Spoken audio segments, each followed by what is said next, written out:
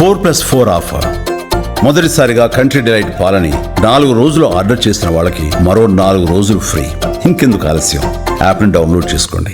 Download the country delight app now. తర్వాత చాలామంది సినిమాల్లో పాలిటిక్స్లోంచి సినిమాల్లోకి వెళ్ళారు కదా సార్, చాలామంది సక్సెస్ అయ్యారు. 2023 తెలంగాణ ఎన్నికల తర్వాత జరిగిన కొన్ని పరిణామాలు ఆ పార్టీలో కాంగ్రెస్ పార్టీలో ఒక పవర్ సెంటర్గా ఉన్న జగ్గారెడ్డి సైలెంట్కి కారణమయ్యాయి. చాలా ప్రయత్నాలు చేశారు ఆయన, బట్ ఆయన ఎందుకు సైలెంట్గా ఉన్నారు.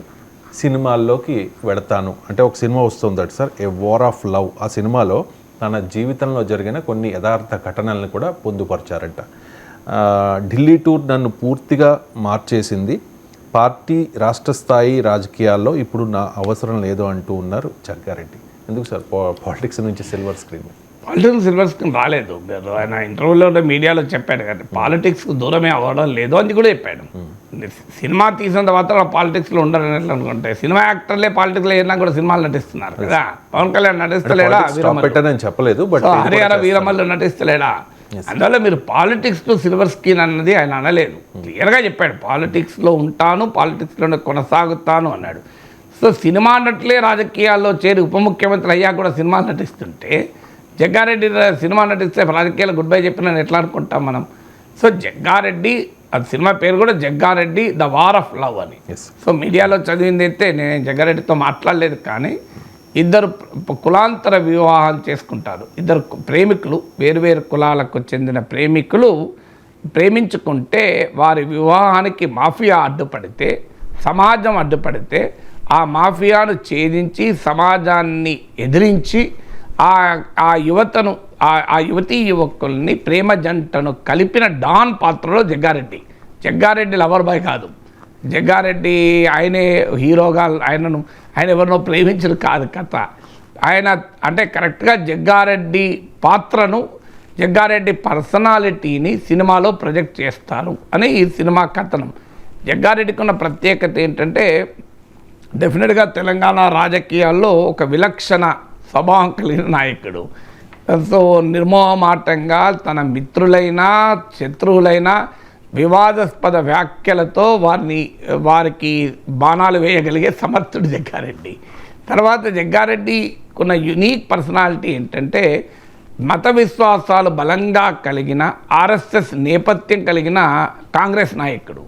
కానీ ఆయన లౌకికవాదానికి కట్టుబడి ఉంటానని చెప్పడమే కాదు, ఇతర మతాలు ఈవెన్ మైనారిటీ ఓటర్లు కూడా జగ్గారెడ్డి గణనీయంగా ఉంటారు.